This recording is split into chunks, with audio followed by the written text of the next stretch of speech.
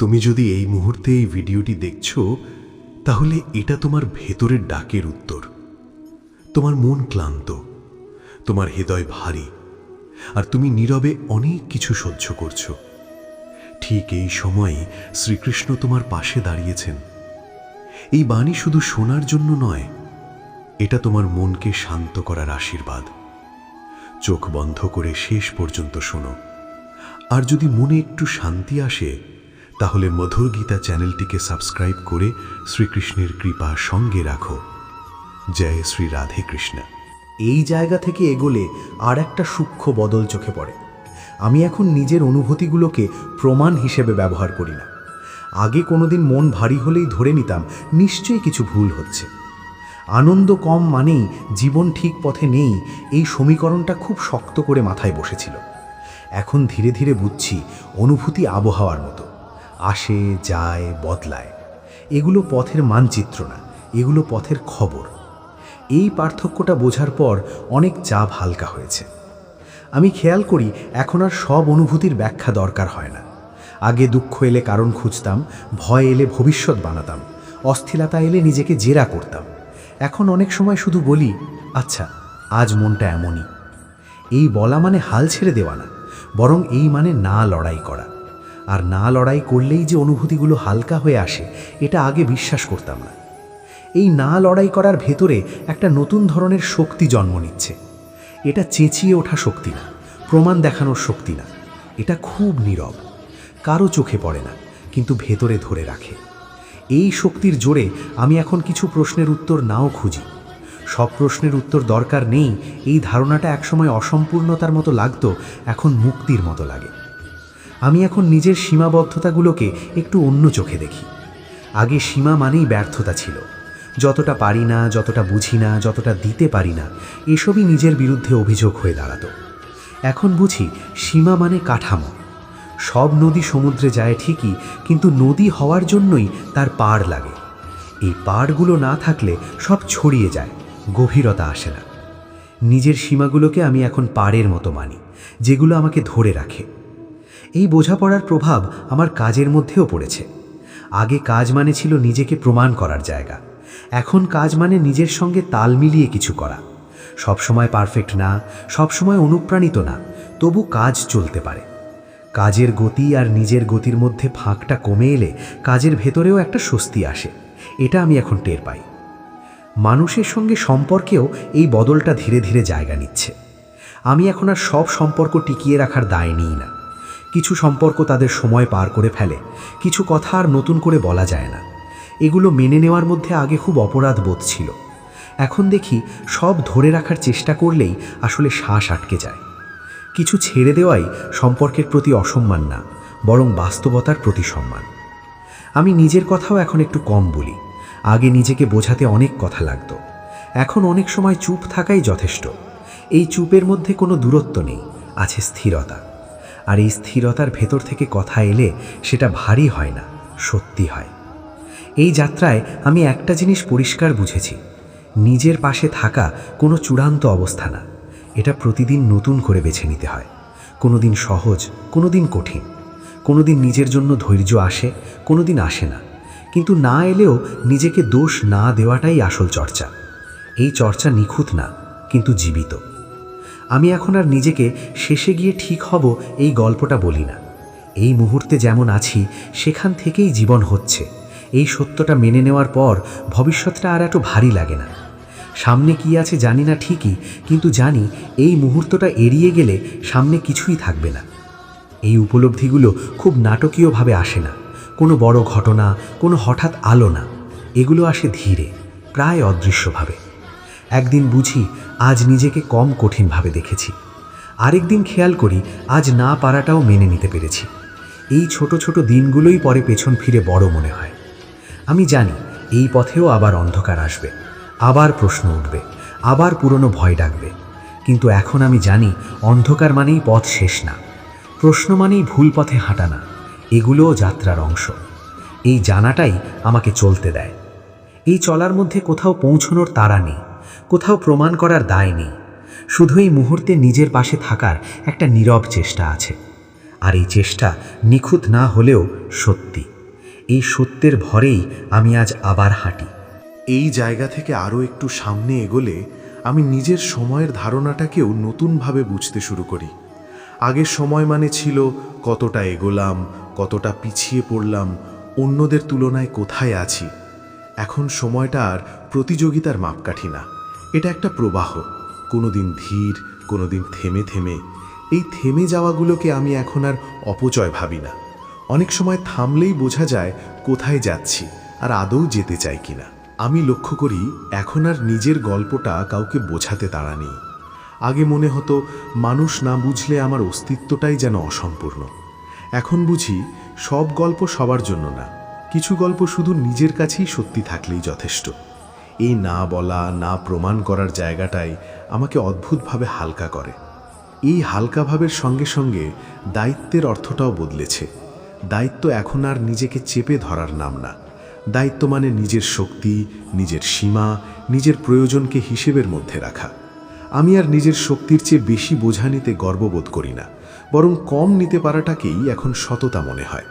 কারণ আমি জানি ভেঙে পড়লে কাজ থামে, সম্পর্ক থামে, জীবন থামে। নিজেকে বাঁচিয়ে রাখা কোনো স্বার্থপরতা না, এটা ভিত্তি। আমি বুঝতে শিখছি যত্ন মানে সবসময় আলাদা কিছু করা না। অনেক সময় যত্ন মানে একটু আগে ঘুমানো, অকারণ কথোপকথন এড়িয়ে যাওয়া, নিজের মন ভালো না থাকলে সেটাকে অস্বীকার না করা।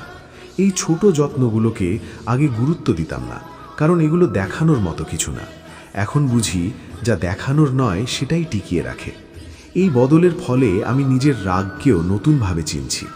আগে রাগ মানেই ছিল খারাপ আমি, নিয়ন্ত্রণ হারানো আমি। এখন দেখি রাগ অনেক সময় ক্লান্তির ভাষা, সীমা লঙ্ঘনের সংকেত। সব রাগে চিৎকার করতে হয় না, কিন্তু সব রাগকে অস্বীকার করলেও চলে না। কোন রাগ শুনব, কোনটা ছেড়ে দেব, এই বাছাইটাও আমি ধীরে ধীরে শিখছি। আমি এখন ব্যর্থতাকে আর ব্যক্তিগত অপমান হিসেবে দেখি না। ব্যর্থতা এখন একটা তথ্য। কোথায় ভুল হলো, কোথায় সময় দরকার ছিল, কোথায় আমি প্রস্তুত ছিলাম না। এই তথ্যগুলো আগে আমাকে ছোট করত, এখন শেখায়। শেখাটা সুখকর না সব সময়, কিন্তু অপমানজনকও না। এই বদলটাই আমাকে আবার চেষ্টা করার সাহস দেয়। নিজের শরীরের সঙ্গেও আমার সম্পর্কটা বদলাচ্ছে। আগে শরীর ছিল শুধু কাজ করার যন্ত্র, এখন শরীর একটা বার্তা বহন করে। ক্লান্তি, ভার, ব্যথা এগুলো দুর্বলতার চিহ্ন না, এগুলো যোগাযোগ। শরীর কথা বললে আমি এখন একটু শুনি। সব কথা মানি না হয়তো, কিন্তু অগ্রাহ্য করি না। এই শোনা শেখার ফলে আমি একা থাকার অর্থটাও বদলেছি। একা থাকা আর শূন্যতা না, এটা পুনরুদ্ধার, ভিড় থেকে ফিরে নিজের কাছে আসা। এই একাকিত্বে আমি নিজের চিন্তার শব্দগুলো আলাদা করে শুনতে পাই। সব শব্দ সুন্দর না, কিন্তু সব শব্দই আমার। এই শিকারটাই আমাকে নিজের সঙ্গে সৎ রাখে। আমি এখন ভবিষ্যৎকে খুব স্পষ্ট করে কল্পনা করার চেষ্টা করি না। আগে 5টা বছর, 10টা বছর সব সাজানো থাকতো মাথায়। এখন সামনে শুধু একটা দিক থাকে আর হাঁটার ইচ্ছে। কোথায় গিয়ে থামবো জানি না, কিন্তু হাঁটার ভেতরে যে আমি আছি, এই উপস্থিতিটাই এখন বেশি জরুরি। এই পথচলায় আমি অন্যদের সঙ্গেও নরম হয়েছি। সবাই নিজের মতো করে লড়ছে। এই বোঝাটা আগে তাত্ত্বিক ছিল, এখন অনুভূত। তাই বিচার কমে, কৌতূহল বাড়ে। সব বুঝতে পারি না, সব মেনে নিতে পারি না, কিন্তু অকারণে কঠিন হতে চাই না। আমি জানি এই বোঝাপড়াগুলোও চূড়ান্ত না। সময়ের সঙ্গে এগুলো বদলাবে, ভাঙবে, নতুন রূপ নেবে। কিন্তু এই মুহূর্তে এগুলোই আমার হাতের কাছে থাকা সত্য। আর এই সত্যগুলোকে ধরে রেখে আমি আজকের দিনটা বাঁচাই। এই বাঁচা খুব জোরে না, খুব দৃশ্যমান না, তবু এটা বাস্তব।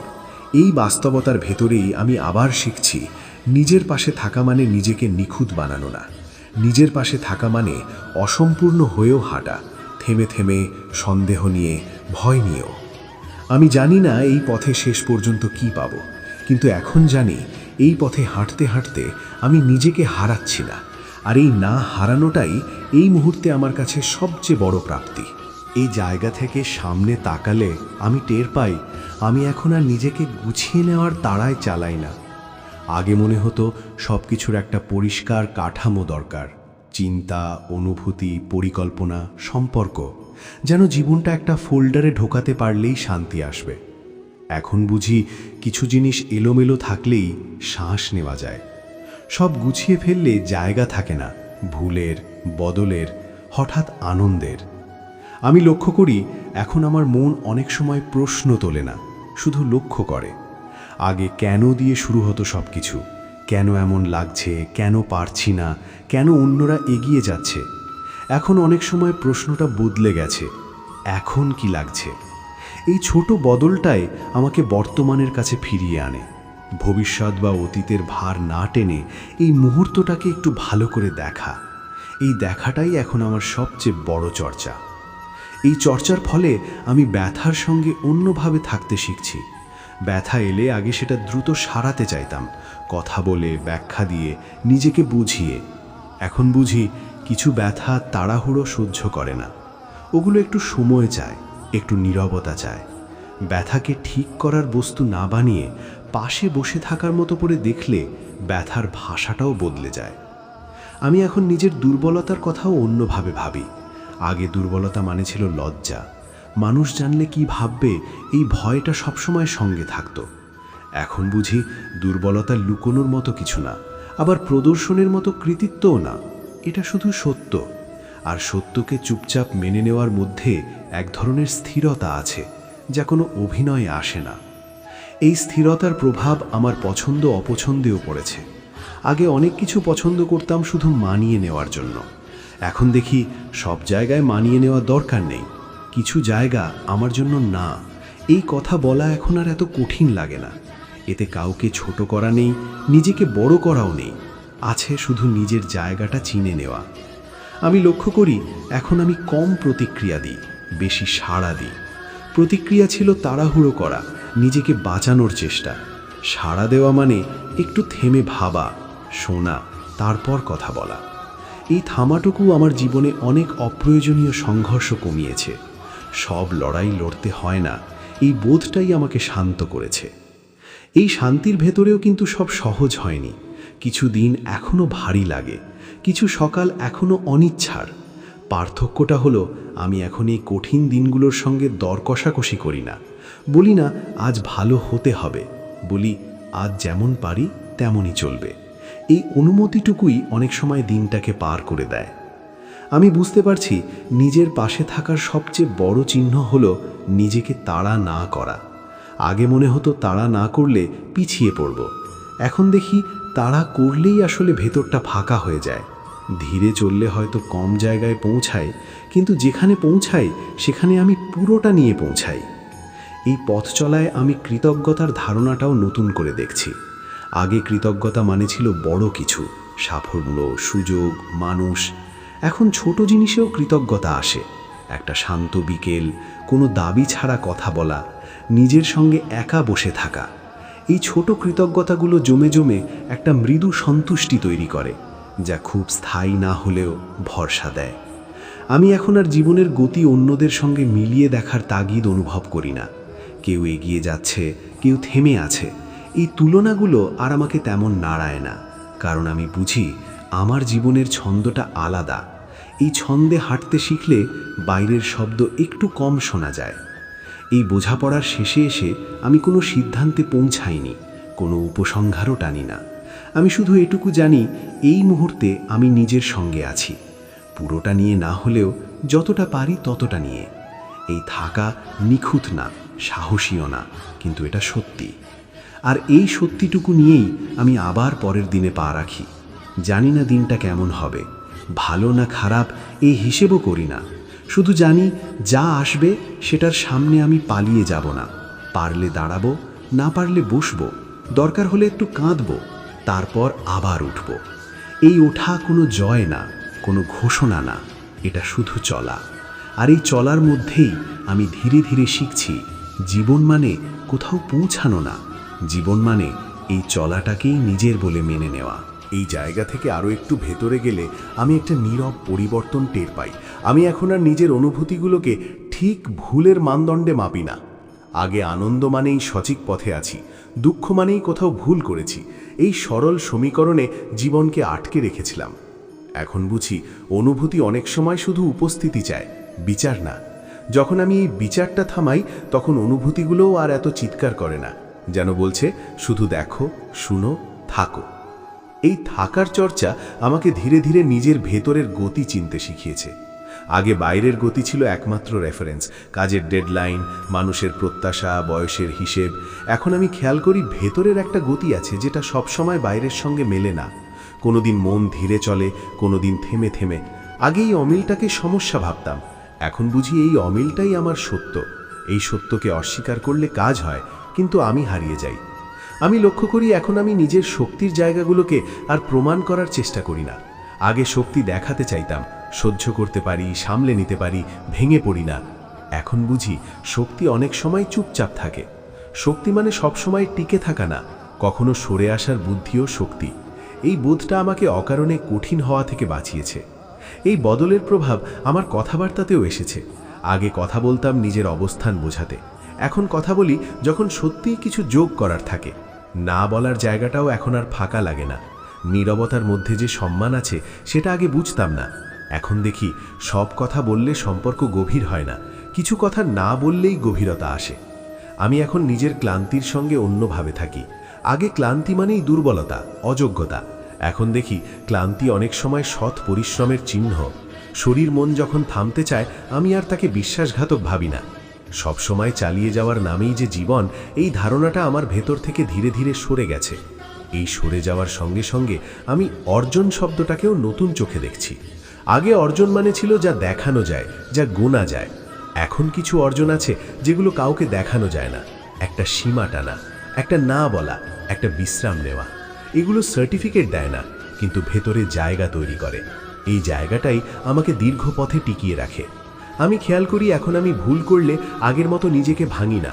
ভুল এখনও ব্যথা দেয়, লজ্জা দেয়, কিন্তু সেই ব্যথার সঙ্গে এখন একটা কৌতূহলও থাকে। এখানে আমি কি দেখিনি?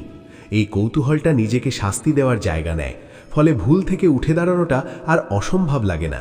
এই যাত্রায় আমি বিশ্বাসের অর্থটাও নতুন করে বুঝছি। বিশ্বাস এখন আর নিশ্চিত ভবিষ্যতের উপর দাঁড়িয়ে না। বিশ্বাস মানে যাই আসুক আমি তার সামনে নিজের সঙ্গে থাকব। ভয় থাকবে, দ্বিধা থাকবে, কিন্তু নিজেকে ফেলে পালাবো না। এই বিশ্বাস খুব সাহসী শোনায় না, কিন্তু খুব ব্যবহারিক। আমি এখন অন্যদের জীবনকেও কম উপদেশ দিই। আগে মনে হতো বুঝে গেছি, এখন বলতেই হবে। এখন দেখি সবাই নিজের সময় অনুযায়ী শিখছে। কারো পথ আমি ছোট করতে পারি না, বড়ও করতে পারি না। এই অক্ষমতাকে মেনে নেওয়ার মধ্যে এক ধরনের শান্তি আছে। সব ঠিক করার দায়িত্ব না নিলে নিজের জীবনটা একটু বেশি মন দিয়ে বাঁচা যায়। এই মন দিয়ে বাঁচার ভেতরে আনন্দও বদলেছে। আগে আনন্দ মানে ছিল উত্তেজনা, চূড়া, হইচই। এখন অনেক আনন্দ খুব নীরব। একটা সকাল যেখানে তাড়া নেই, একটা কাজ যেখানে নিজেকে প্রমাণ করতে হয় না, একটা সন্ধে যেখানে শুধু থাকা যায়। এই আনন্দগুলো কম চোখে পড়ে, কিন্তু দীর্ঘ হয়। আমি বুঝতে পারছি নিজের পাশে থাকার মানে প্রতিদিন একই রকম অনুভব করা না। কোনোদিন সাহসী লাগে, কোনোদিন ফাঁকা, কোনোদিন নিজের প্রতি মমতা আসে, কোনোদিন আসে না। পার্থক্যটা হলো এখন এই ওঠানামাকে আমি নিজের বিরুদ্ধে ব্যবহার করি না, এগুলোকে জীবন হিসেবেই দেখি। এই দেখাটাই আমাকে জীবনের প্রতি একটু নরম করেছে। আমি এখন আর জীবনকে জিততে চাই না, হারাতেও চাই না। আমি শুধু তার সঙ্গে হাঁটতে চাই, কখনো পাশাপাশি, কখনো একটু পিছিয়ে। এই হাঁটার মধ্যে কোথাও পৌঁছনো না পৌঁছনো গৌণ হয়ে গেছে, হাঁটাটাই আসল। আমি জানি সামনে আবার এমন সময় আসবে যখন এই সব বোঝাপড়া ঝাপসা হয়ে যাবে। আবার সন্দেহ আসবে, আবার পুরনো তারা ডাকবে। কিন্তু এখন অন্তত এটুকু জানি, সেই সময়েও আমি পুরোপুরি নতুন কেউ হব না।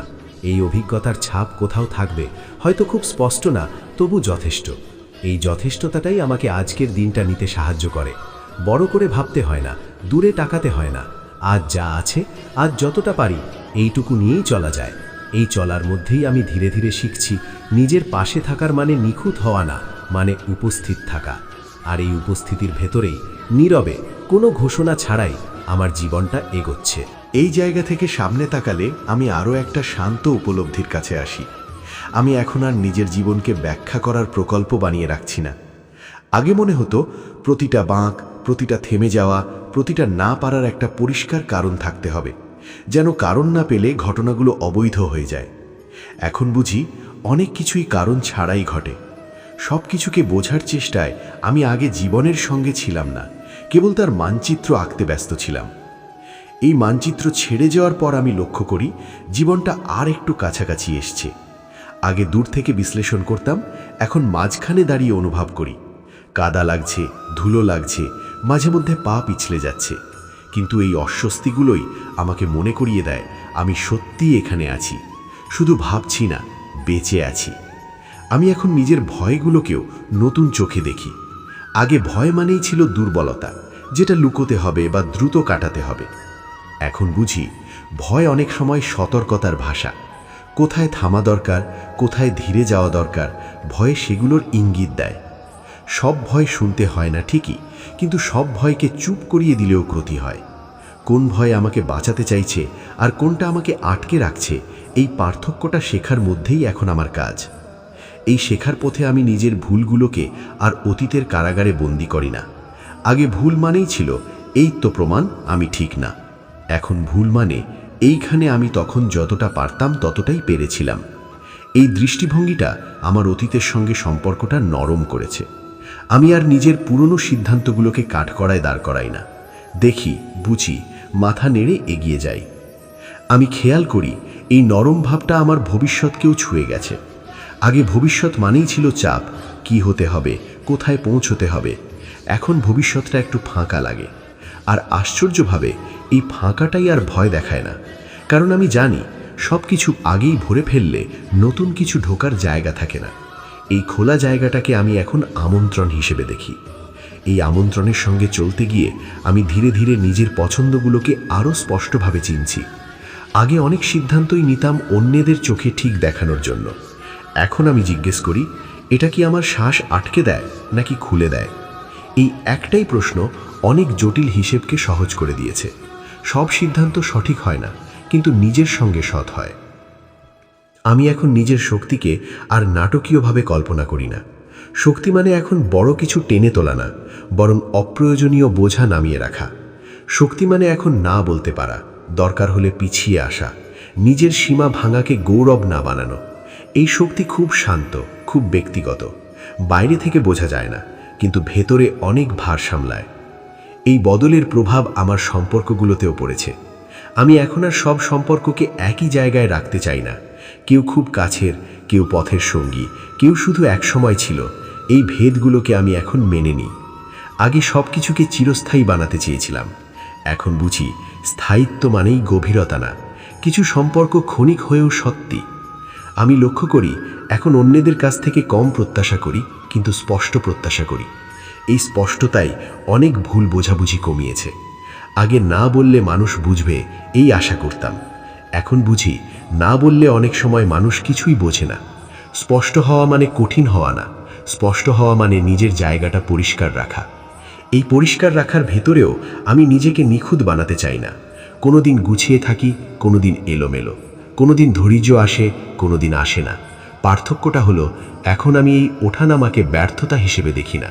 এটা জীবনের স্বাভাবিক ছন্দ।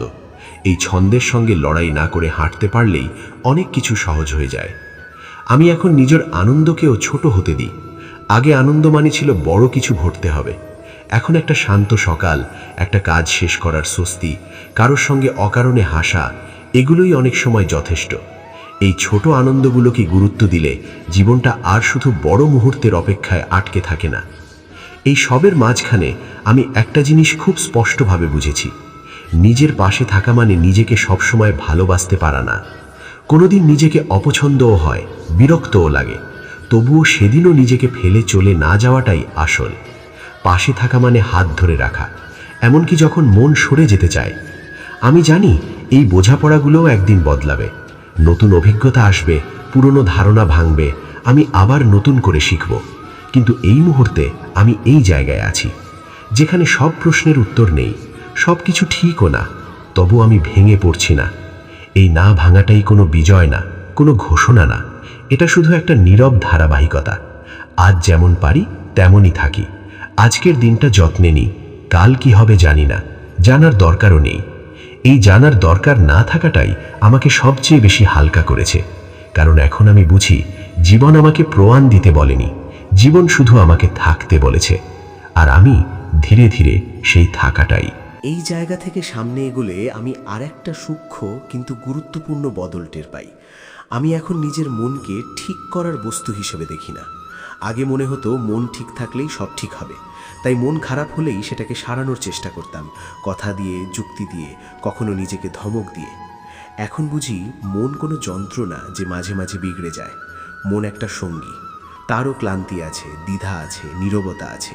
সবসময় তাকে ভালো থাকতে বলা মানে তাকে না শোনা। এই শোনার চর্চাটা আমাকে ধীরে ধীরে নিজের ভেতরের কথোপকথনের দিকে নিয়ে গেছে। আগে ভেতরের ভাষা ছিল খুব কঠোর, এটা পারলে না কেন, ওটা করলে না কেন। এখন সেই ভাষা নরম হয়েছে। প্রশ্ন আছে ঠিকই, কিন্তু অভিযোগ কম। আমি এখন নিজের সঙ্গে কথা বলি এমনভাবে যেভাবে আমি কাউকে সত্যিই পাশে রাখতে চাইলে বলতাম। এই বদলটা বাইরে থেকে কেউ দেখে না, কিন্তু ভেতরে অনেক কিছু বদলে দেয়। আমি লক্ষ্য করি এখন আমি নিজের শক্তির সীমা মেনে নিতে শিখছি। আগে সীমা মানেই ছিল থামা, পিছিয়ে যাওয়া। এখন সীমা মানে এইখান থেকে যত্ন দরকার। এই বোঝাটা আমাকে অকারণে নিজেকে ঠেলে নিয়ে যাওয়ার হাত থেকে বাঁচিয়েছে। আমি এখন জানি সব দিন সমান শক্তি নিয়ে আসে না, কোনো দিন বেশি দেওয়া যায়, কোনো দিন কম। এই ওঠানামার অনুমতি নিজেকে দেওয়াটাই আমাকে দীর্ঘদিন চলার সাহস দিয়েছে। এই সাহসটা খুব চুপচাপ, এতে কোনো নাটক নেই, কোনো বড় সিদ্ধান্ত নেই। এটা শুধু প্রতিদিনের ছোট বাছাই। আজ একটু আগে থামবো, আজ এই কথাটা বলবো না, আজ নিজের জন্য সময় রাখবো। এই ছোট বাছাইগুলো আগে তুচ্ছ মনে হতো, এখন বুঝি এগুলোই আমার জীবনের ছন্দ তৈরি করছে। আমি এখন নিজের ব্যস্ততাকেও নতুন চোখে দেখি। আগে ব্যস্ত থাকা মানেই ছিল দরকারি হওয়া, ফাঁকা সময় মানেই অস্বস্তি। এখন বুঝি সব সময় ভরা থাকলেই জীবন অর্থবহ হয় না। কিছু ফাঁকা জায়গা দরকার, যেখানে কিছু না করেও থাকা যায়। এই না করা জায়গাগুলোতে আমি নিজের সঙ্গে আবার দেখা পাই, চিন্তার বাইরে, কাজের বাইরে, শুধু আমি। এই দেখা পাওয়ার ভেতরেই আমি নিজের আকাঙ্ক্ষাগুলোকেও নতুন করে চিনছি। আগে অনেক চাওয়া ছিল, কিন্তু সব চাওয়াই কি আমার ছিল, এই প্রশ্নটা করিনি।